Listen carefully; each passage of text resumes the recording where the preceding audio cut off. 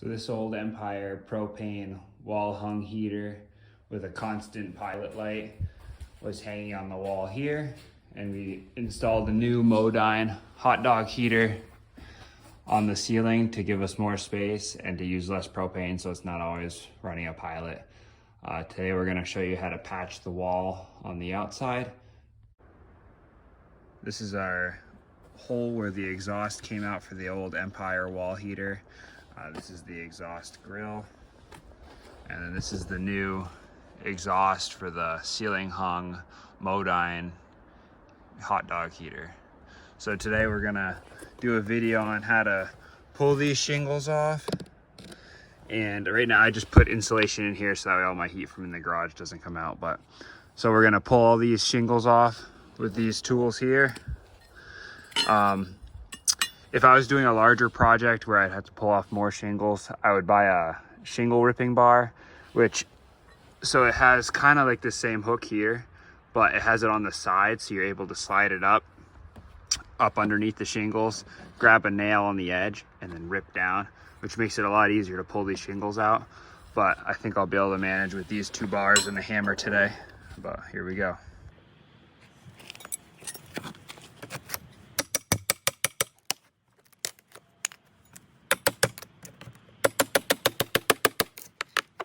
So we're just trying to remove only the shingles that have been cut to enable the exhaust grill to go through.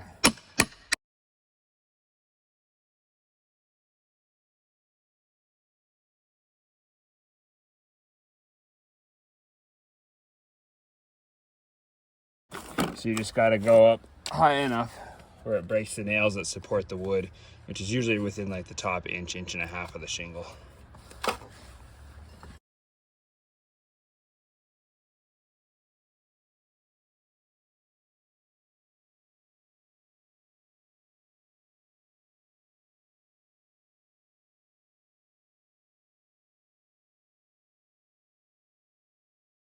And if you do crack a shingle up like I did on accident right here, you just pull out the next one. You pull out the cracked one as well, and we'll replace that when we add the new shingles in.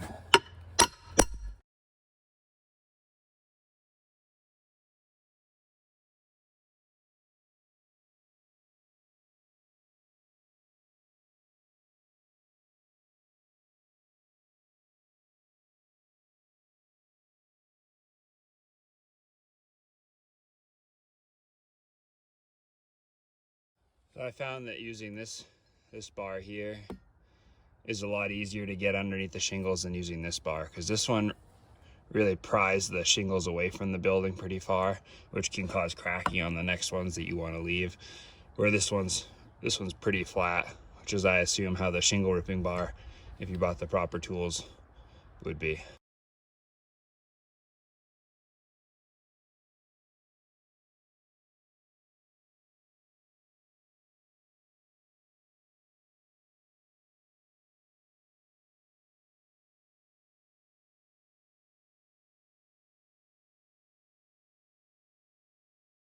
If you have a nail head sitting kind of like that, and you want to push them up and out like that.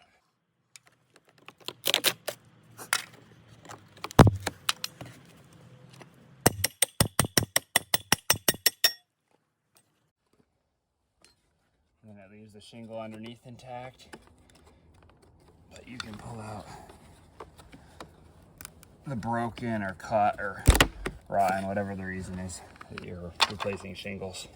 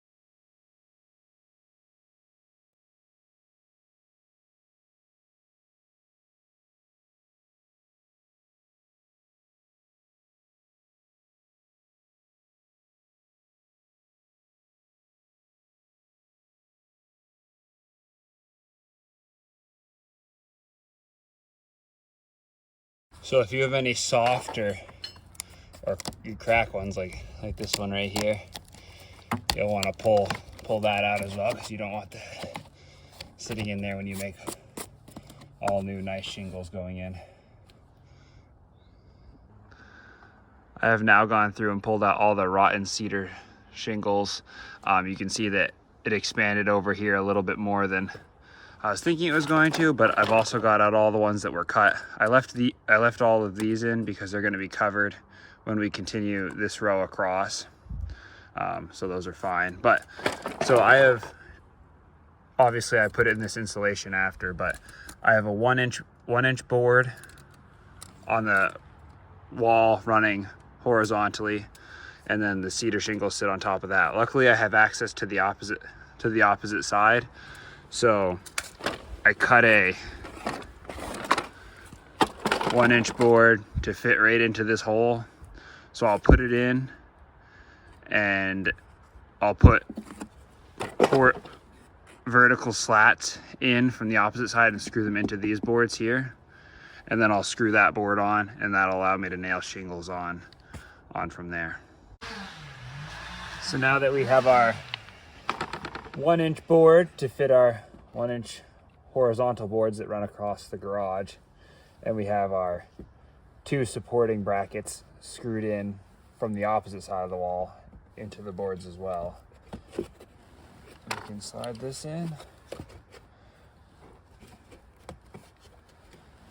and screw it on.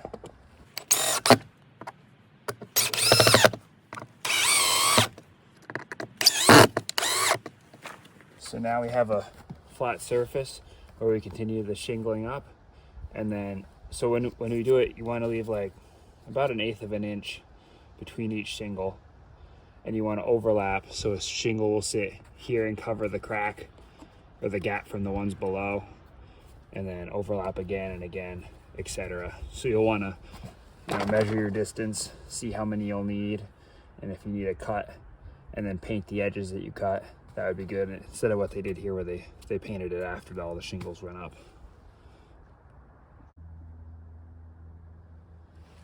Now that you're ready to put in the shingles, beforehand you want to make sure you paint all your shingles.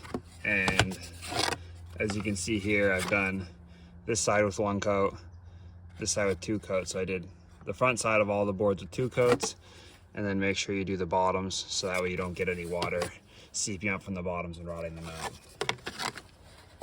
And you want to use shingle nails, 3D 1 1/4 inches.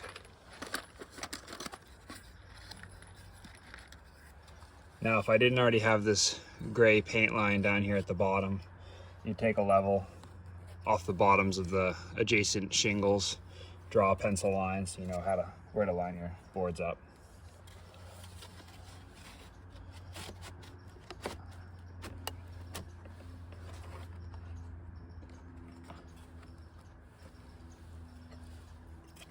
So you just slide them up underneath all the ones above it, and go up near the top.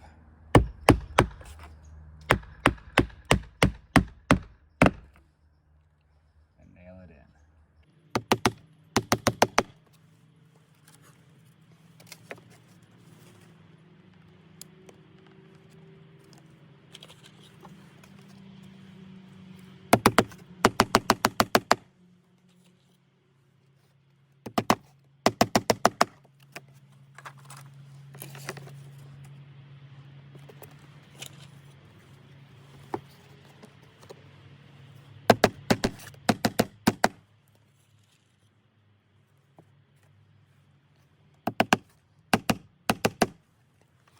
And you do the same thing for the next row and the row above that. So here I'll take my level, I have it on the end, the bottoms of the shingles next to it, draw my pencil line so I can see where the bottom of my next row shingles will go.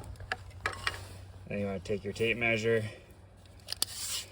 measure the gap, and I got exactly 20.5 inches. So I want to be a little shy of that. So I have about 1/8 of an inch of space between each shingle, making sure the shingles overlap the gap of the shingle below, if that makes sense. So now I'm on to the last row of shingles. I filled in all the ones below. I have my line across. It's now dark, so hopefully I don't shadow it and you guys can see.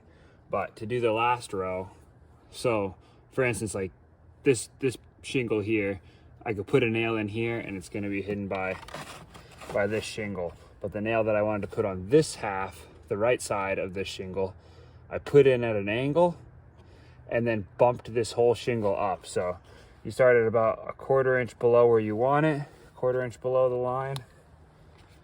Grab a nail and you abut it right to the bottom of the above shingle, and you put it in at an angle.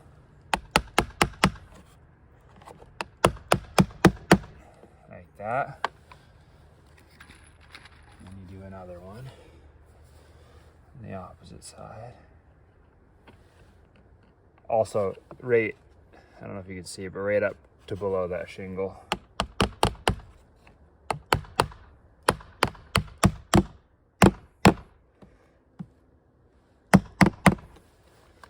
And then I just take a punch.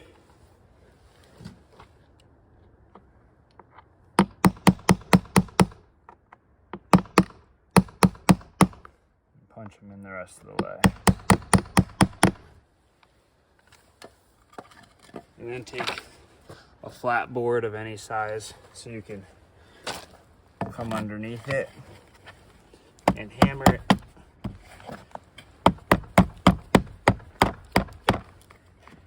That bottom shingle.